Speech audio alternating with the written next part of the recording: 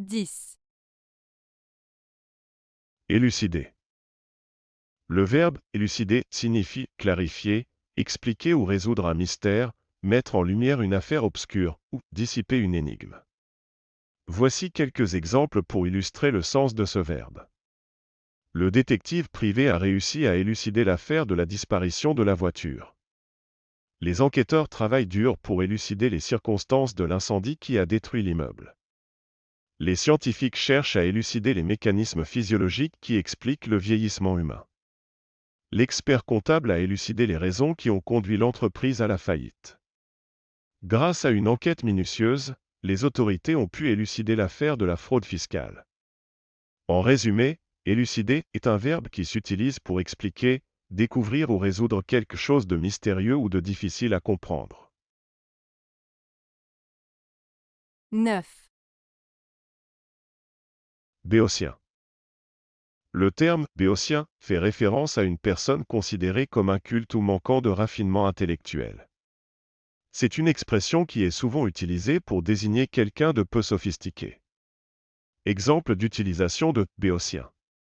Mon voisin est un béotien qui ne s'intéresse qu'à la télévision et au sport.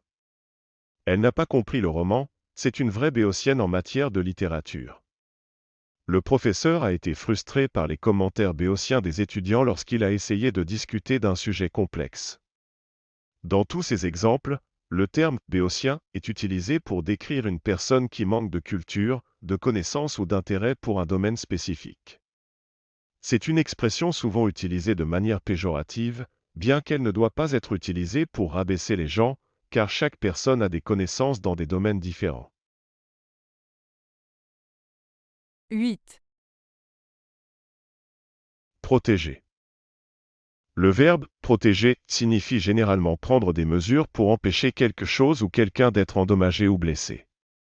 Cela peut impliquer de prendre des mesures préventives ou de fournir une sécurité pour quelque chose ou quelqu'un. Voici quelques exemples d'utilisation de « protéger ». Les parents doivent protéger leurs enfants contre les dangers potentiels à la maison, comme les produits chimiques de nettoyage ou les prises électriques.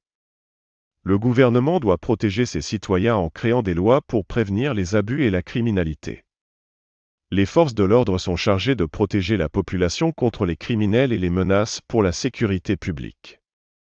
Les organisations de conservation protègent les espèces menacées et les habitats naturels contre la destruction et la dégradation. Il est important de protéger les données sensibles contre les cyberattaques et les violations de la vie privée.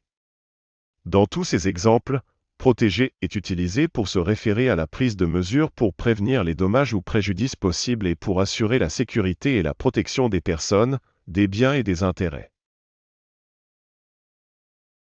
7, Chorale. La chorale est un groupe de personnes, souvent amateurs, qui se réunissent pour chanter ensemble.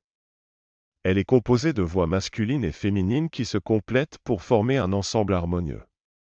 Ces groupes chantent principalement des chansons religieuses ou profanes, et peuvent se produire lors de cérémonies, de concerts ou d'événements spéciaux.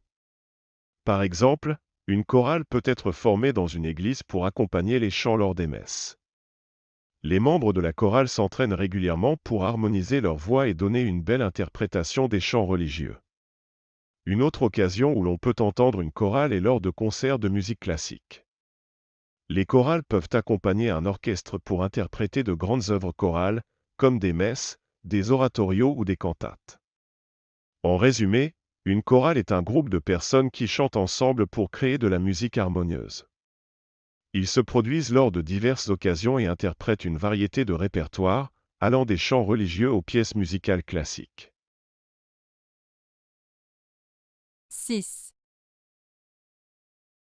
Réticence. La réticence est le fait de ne pas dire tout ce que l'on pense ou de garder une certaine distance dans ses propos. C'est une forme de retenue, d'hésitation ou de discrétion dans l'expression de ses sentiments ou de ses opinions.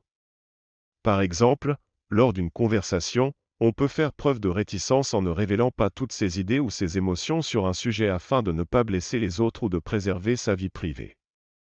De même, dans un contexte professionnel, un employé peut avoir des réticences à exprimer son désaccord avec son patron ou à remettre en question une décision. La réticence peut aussi se manifester dans la manière d'écrire, en utilisant des termes plus généraux ou en évitant de donner trop de détails. Par exemple, un auteur peut faire preuve de réticence en ne décrivant pas toutes les scènes violentes dans son roman. En résumé, la réticence est une attitude de retenue et de discrétion dans l'expression de ses pensées ou de ses émotions. Elle peut s'expliquer par la volonté de protéger ses intérêts ou de respecter les autres, mais elle peut également être perçue comme un manque de franchise ou de transparence. 5, Milieu. Le mot milieu a plusieurs sens selon le contexte dans lequel il est utilisé. Voici quelques exemples.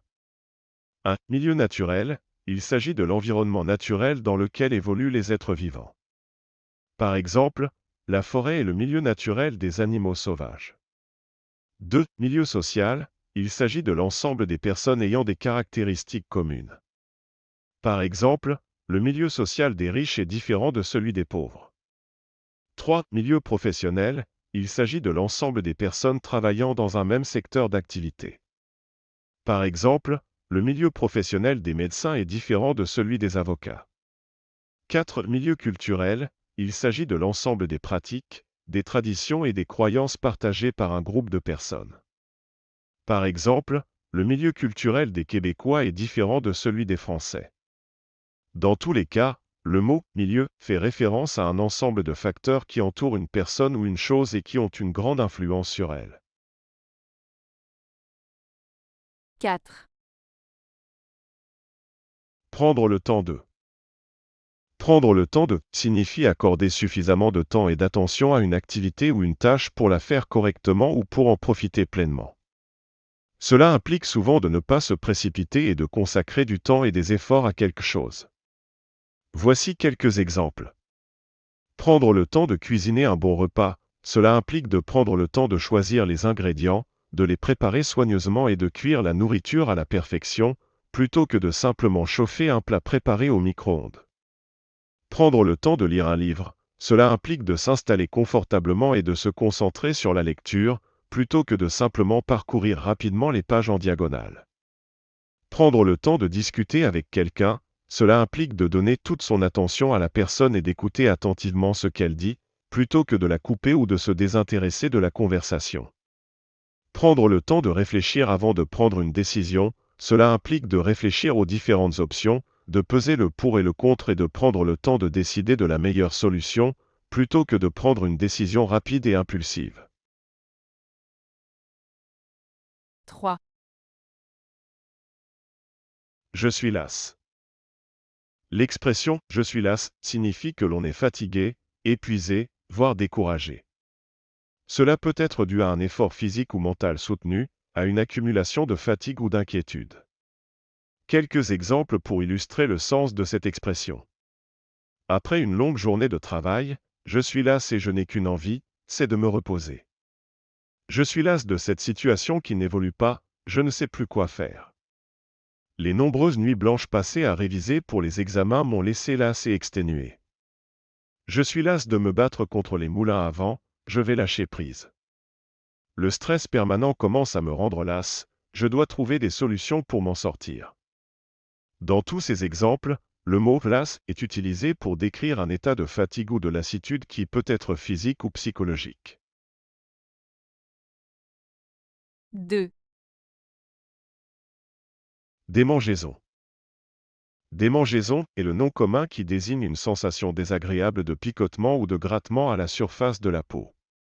Ces démangeaisons peuvent être causées par différentes raisons, comme une réaction allergique, une infection fongique ou bactérienne, ou une maladie de la peau telle que l'eczéma ou le psoriasis. Voici quelques exemples de phrases qui utilisent le mot « démangeaison ». Je suis allergique aux moustiques et chaque été je suis rempli de démangeaisons sur tout le corps. Sa peau était rouge et recouverte de boutons, ce qui causait de violentes démangeaisons. L'utilisation d'un nouveau produit de soin pour le visage a provoqué des démangeaisons chez de nombreuses personnes. Les démangeaisons chroniques sont souvent associées à une condition médicale plus grave et nécessitent une consultation médicale. Les médicaments antihistaminiques sont souvent utilisés pour traiter les démangeaisons allergiques. 1, Hilar. Le mot hilar signifie joyeux, plein de gaieté, très heureux. On peut également utiliser ce mot pour décrire quelque chose qui est très amusant ou qui provoque de l'hilarité. Voici quelques exemples d'utilisation du mot hilar. Après avoir reçu la bonne nouvelle, il était hilar et ne pouvait pas arrêter de sourire. Les enfants étaient hilars en regardant les clowns au cirque. Malgré la situation difficile, elle a réussi à garder son humour et est restée hilar tout au long de la journée. Le comédien a raconté une blague tellement drôle que tout le public était hilar. Les amis ont passé une soirée hilar en se racontant des histoires drôles et en jouant à des jeux amusants. Avez-vous aimé la vidéo? Si oui, mettez un pouce vers le haut. Cela aidera la chaîne et aidera les autres à la trouver. Nous ajoutons plusieurs nouvelles vidéos quotidiennement. Abonnez-vous pour ne rien manquer.